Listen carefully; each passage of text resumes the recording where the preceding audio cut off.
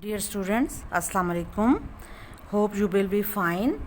Today we are doing the last topic of this chapter, and the topic is factor affecting the rate of transpiration. I have told you that transpiration is evaporation which take place from the aerial parts of the plant. Okay, so when evaporation take place from plant surface, and that is called transpiration.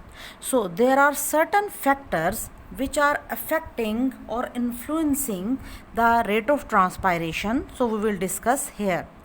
Okay, the first factor which affects the rate of transpiration is humidity. What is mean by humidity?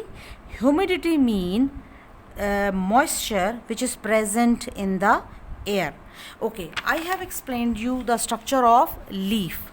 So, and you already know that transpiration take place from aerial parts. Aerial parts mean from the leaves, from the stem, but maximum transpiration take place through leaves, through the stomata. Okay, so if humidity or moisture or water content is more outside the leaf surface, so it's mean the rate of transpiration will be low. Why? Because you already know that water always move from higher concentration to lower concentration, and you already know here intercellular spaces, here around the cells water is present which is coming from the xylem. So if outer side more moisture, so the amount of water which will leave the leaf will decrease. If outer atmosphere is dry, so more water will evaporate, more water will move out, rate of transpiration will increase in that case. So if more humidity, or in other words you can say, for example, if we represent transpiration as T, so we can say that it is inversely proportional to humidity. Okay, it is just I am writing these symbols so you can memorize this thing, but you have to write in proper sentences form. Okay, so remember one thing, when transpiration will be more, when amount of humidity will be less. Okay, so it is inversely proportional. If humidity is less, the rate of transpiration will increase, and if humidity is more, the rate of transpiration will decrease. Okay, so second factor which is affecting the rate of transpiration is temperature of the air. Temperature of the air mean if outer temperature which is outside the plant body or in the environment, if the temperature is high, so it's mean more water will evaporate. Why? I told you that if outer temperature is more, so rate of transpiration increases, because when water evaporates it causes cooling effect and it prevent plant from scorching.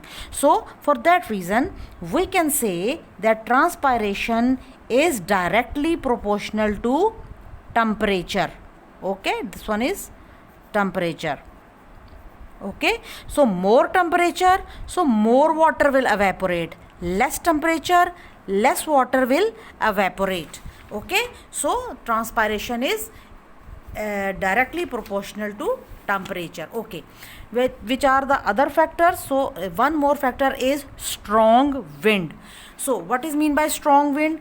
For example, if wind is blowing and here water vapors are accumulated, so when wind is blowing, it's mean it will take these water molecules, so the outer environment outside the leaf there will be again less water, so more water will evaporate. As air is blowing, so it will take further more water from the outside the leaf, so more water can further move out. So you can say that transpiration is again directly proportional to wind. More wind, more rate of transpiration. less wind, if less wind, so it's mean more moisture will stay here, so rate of transpiration will decrease. But remember one thing, sometime it happens that very strong wind is blowing, so in that case, as water more water will loss from plant surface, so there can be a deficiency of water. Even in some cases, in such cases, these stomata can close. Okay, normally what happened, transpiration directly proportional to wind. Okay, then one more factor is light. So if light is available, so what will happen, if light is present, so stomata will be open, photosynthesis will take place. So even you know that in the guard cell photosynthesis occur, so water molecules will move, so stomata will open, and when stomata will open, so hole will be created here and transpiration will occur. So you can say transpiration is directly proportional to light. Okay, so these are the factors which are affecting the rate of transpiration. Okay, now we will discuss another topic, which is wilting. What is wilting? So when more water evaporate from the leaf surface than the water which plant is taking through roots. Okay, so what happened in that case, there will be the deficiency of water, and due to that deficiency, plant will wilt. Okay, so this condition can be, this is the plant in normal condition, so if the rate of transpiration is more, there is a deficiency of water, then wilting will take place, leaves will wilt due to the deficiency of water. Okay, now what is the advantage of this wilting?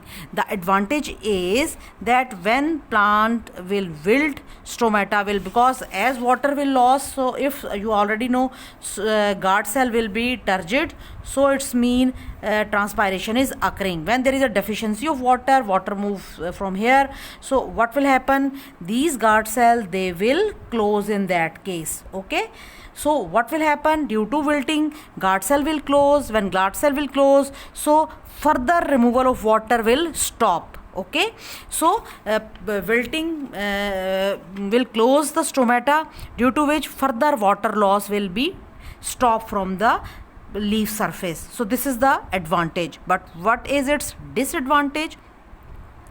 Disadvantage is that when stomata will close, it's mean gaseous exchange will not occur, and when carbon dioxide will not move inside, so again the rate of photosynthesis will be affected. So in this way, this can affect the rate of photosynthesis as well. Okay, now bete, this chapter is finished. Read all the topics. If there is any confusion, so you can ask. Okay, Allah Hafiz.